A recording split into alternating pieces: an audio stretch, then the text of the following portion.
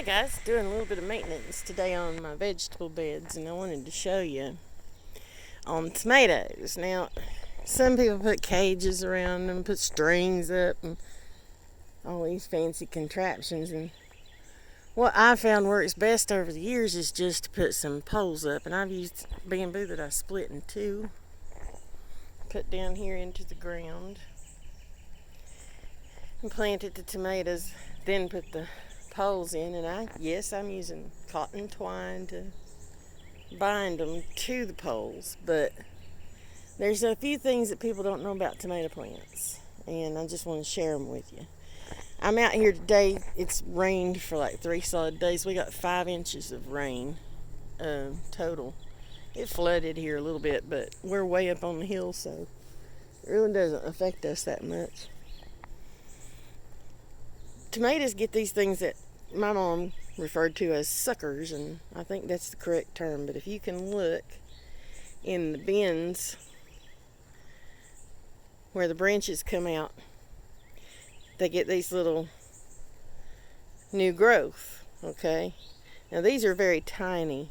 You just take your fingers and pull them out. That's all you have to do is take your fingers and pull them out of the... Now don't take them out of the top of the plant. Just out of the, in between where the branches come out lower, okay? You want to prune your tomatoes. The bottom branches need to be gone. And I'll tell you why. There's 2 reasons. Even though I'm growing these in a raised bed and it's not really an issue with me, there is some problem going on here that I'll have to fix. But blight lives in the ground, in the real ground, okay? And when it rains, it splashes the blight up under the bottom of the leaves. And this is what causes your plants to get blight. Blight will kill a tomato. You won't get good tomatoes off of it. This is the blossom end. Let me see if I can get where I can show you. This is the blossom end because you see the blossom is hanging off of it. Don't pull those off. Let them fall off naturally, unless you see them rotting the bottom of the tomato. If you're getting blossom end rot, you need to nourish your tomatoes, and I'll touch on that later. I grew these tomatoes from seed in my house. They were rather large when I put them out here. This is aroma that I started late in the season compared to the others. But what I'm doing today is just going around looking for suckers, pulling the suckers off. If any of the branches are, like this branch right here was hanging down here, so I tied it where it would go up here. When you tie it, leave plenty of room, okay? Because the stalks can get that big around, and that one's not. So you want to leave plenty of room. But just check your tomatoes every time you're walking around in your garden. See, look, I'll show you. Now this is just extra branch here. Doesn't need to be there. You can use scissors or you can use pruning shears. You can use your fingers, whatever you want to. Just don't let it peel off, okay? You want to pull it off, break it off, but don't peel it off because that will leave it open to diseases. These are from Park Seed. They're called bumblebee tomatoes. They're a type of a cherry tomato, and they're not very tall. I didn't read to see if they were determinate. I should have, because I have really heavily pruned these, and I don't know if I should have. You need to look and see if they're determinate or indeterminate. Indeterminate means they'll just grow 50 feet tall if you let them. Determinate means they only get a certain height. And I have had Sweet 100 cherry tomatoes for years, and they always, excuse me, I dropped my twine. They always grew. I had some last year, believe it or not, okay, the base of the house. They grew to that vent. I had this whole thing set up different last year. I had a couple of raised beds that were only like 6 inches tall that I kept tomatoes in. And that bush there was up to the brick. They grew up through the bush all the way up to that vent. When I pulled them down, there were tomatoes on them. in fall. I was like, holy crap. So I didn't do that this year. And I didn't grow any Sweet 100s as much as I love them. Now look, this one's not in, you can take this one out.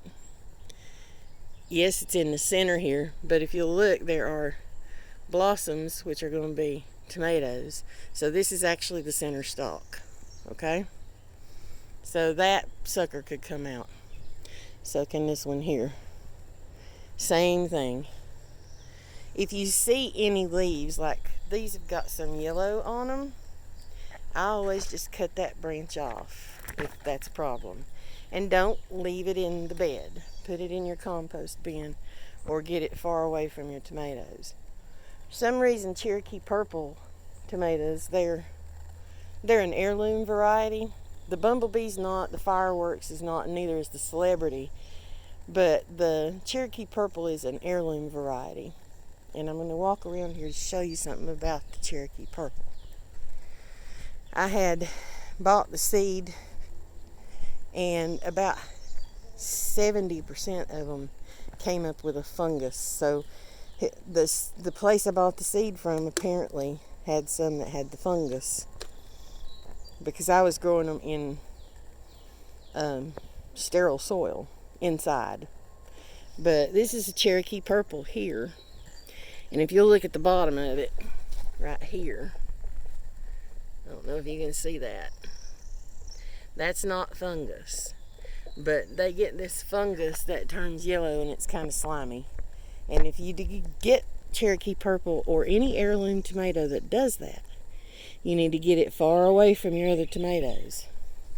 This is the other Bumblebee I planted. Look here. Those are almost ready, and it's just the end of May. These are, I believe this is a Celebrity. Nope, that's a Fireworks. It's a globe tomato, slicing tomato. I had to put 2 extras in this bed because our friends didn't have time to take care of them. Here's another Cherokee Purple. And another thing I like to do is just go through, if there are aphids on them, just crush them with your fingers. I'm not real crazy about any kind of insecticide. Diatomaceous earth is okay. I don't like it. I'm just getting rid of suckers.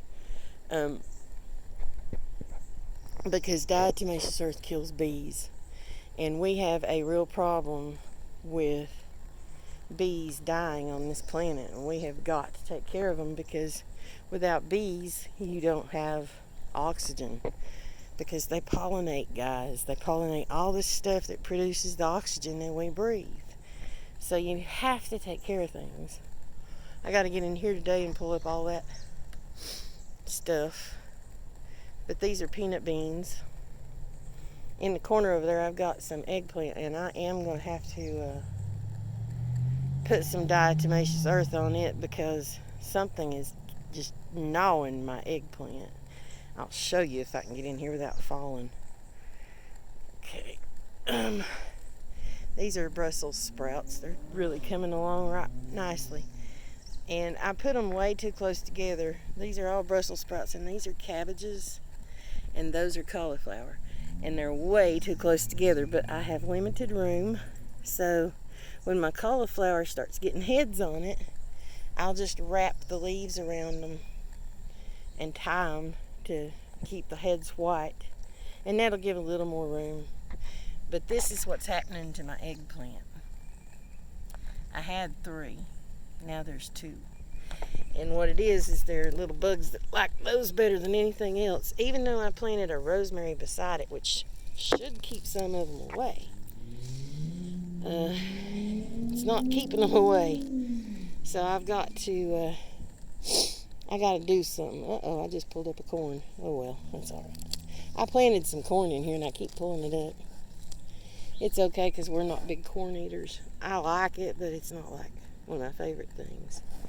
But these came up out of the hay that I had in here a couple of years ago, and I'm not positive what it is. It might be wheatgrass. I'm not sure. But I'm not a grass expert. I'm not an expert in anything. Mama used to say I was a jack of all trades and master of none, and that's the truth.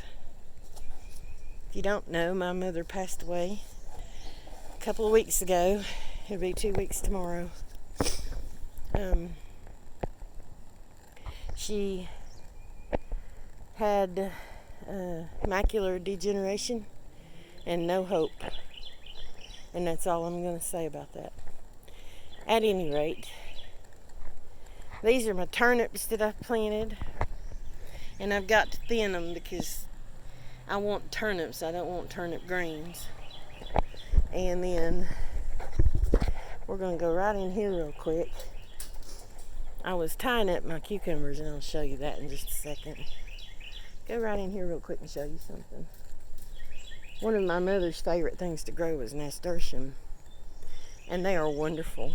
And they taste so good on salad. And here I have a whole bunch of nasturtium. That's lemon balm. But look at this. Isn't that beautiful? It's just takes your eyeballs out when in the sunshine. And what I'm going to do is let several grow, pluck them and put them in our salads because they're just so good. They have a peppery taste. They're delicious. But you need a trellis or somewhere they can grow and flow over the side. So I just put them up against this fence and put 2 little trellises up to hold them up. Malabar spinach. I don't know if you remember me showing you this, but they were about this high when I got them, and they have really grown. I had to put some little trellises in them as well. And whenever it gets to where the weather is not conducive to growing them, I'll be taking them in the house because you can just keep them alive year round. It's amazing. And eat spinach all year. They're vines. And it does not taste like regular spinach, but it's good. And the squirrels are visiting today. This is a bay laurel. And I have to keep it in the house in the wintertime because it does get below 20 degrees here every once in a while. My oregano went bananas with this rain. But here are my cucumbers. These are pickling and these are pickling, and these in the center here are lemon cucumbers, which are one of my husband's and my favorite. And I'm going to take you over here and show you. Sorry, I'll stick you between if you look down there, there's baby cucumbers already. But I had to tie this one where it would go up instead of out because it was grabbing a hold of one of my pepper plants and it was taking over the lemon cucumber plant. This one I'm going to move this direction, and I'm going to put that just a little bit further that way so that my lemon cuke can get some sunshine. Alright, and sorry for weird pictures here, but this is a pollinator watermelon, and I was afraid that my other watermelons weren't going to come up, that this one's supposed to pollinate. And then I looked, and look here. Yesterday I noticed them, and that's how big they are in one day. So maybe I'll have some watermelon. This is a cantaloupe. That was a cantaloupe. And that was a honeydew. The birds saw the little seed sticking on top of the seedling and took the plant with it. Over there is my shishito peppers. This is an ancho poblano, and there's one almost ready. These are monster bell peppers, and that's a weed. I think that's the serrano.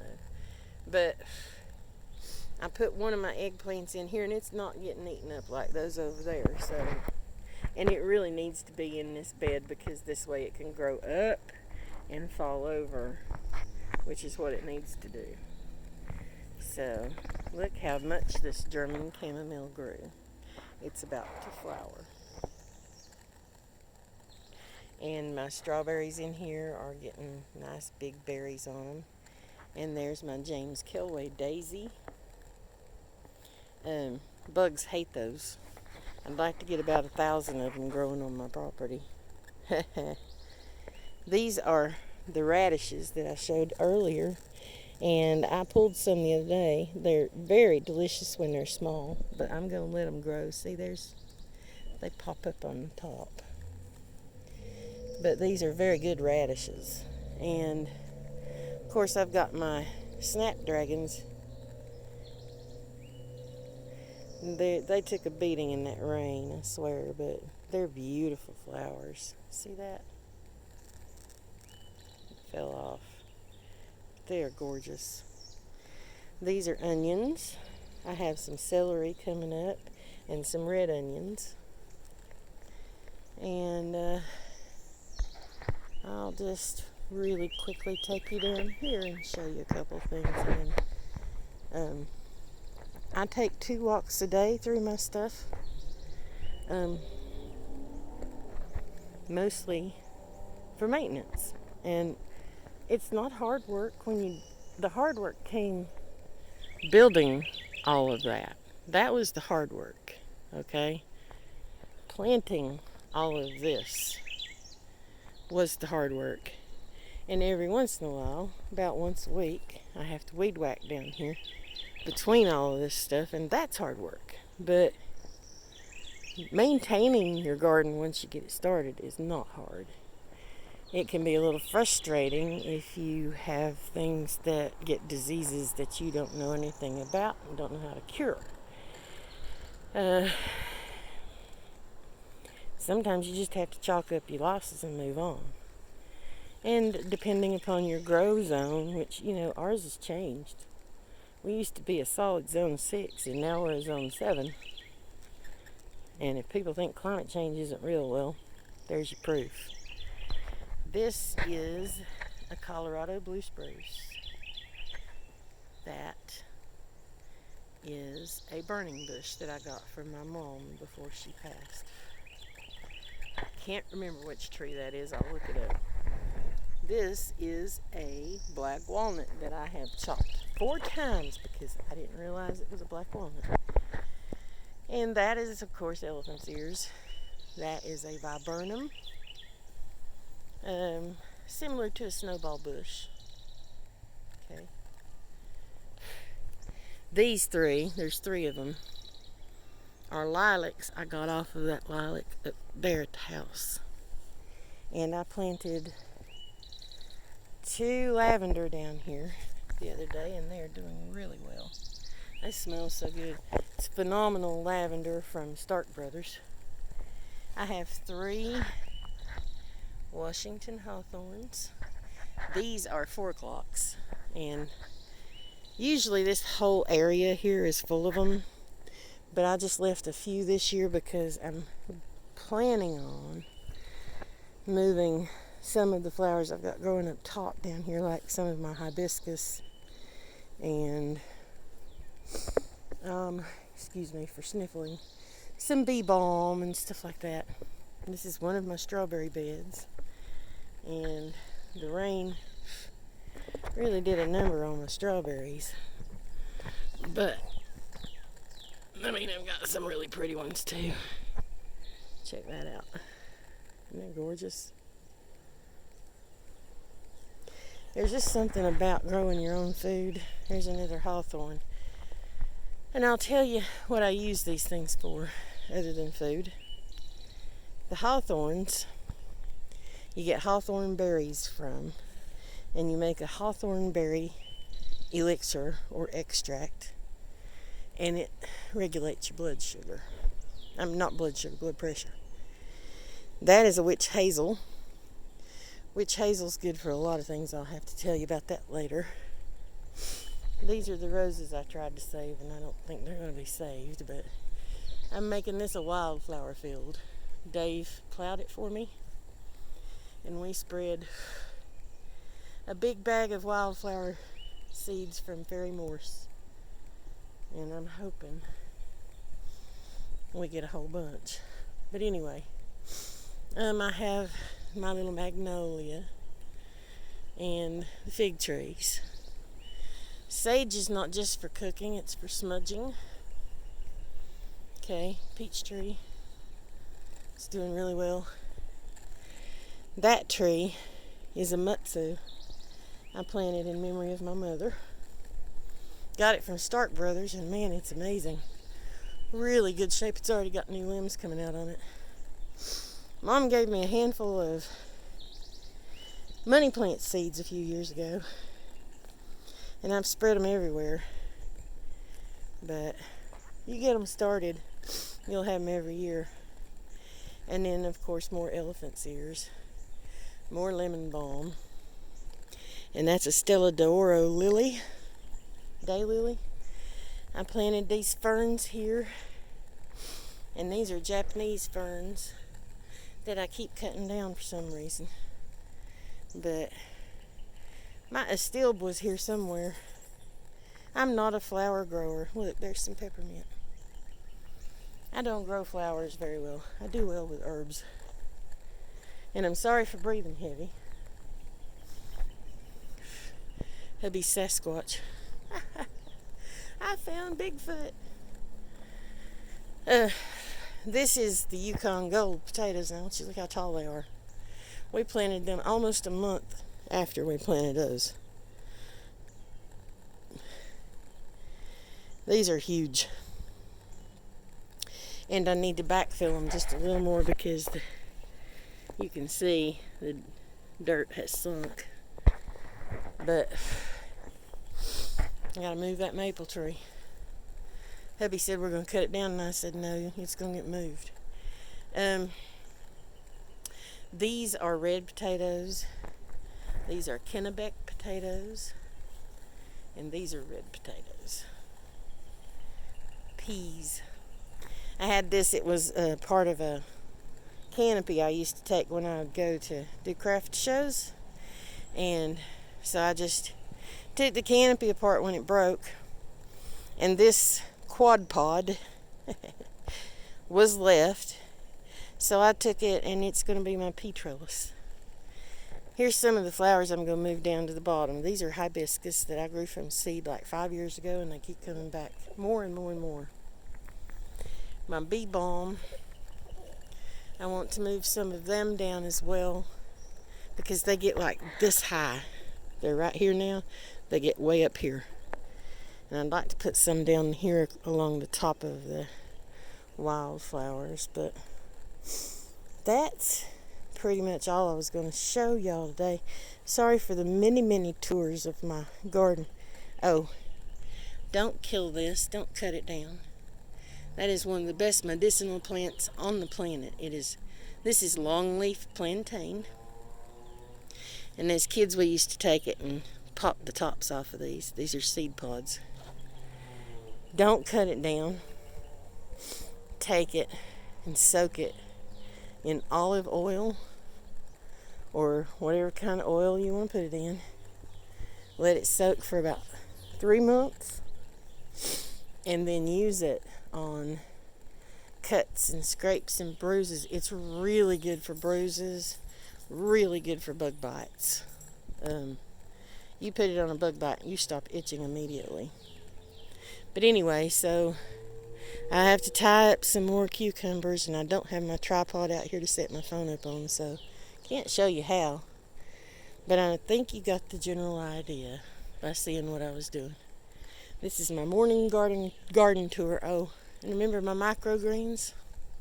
Check them out now. Yeah, they're about ready to eat.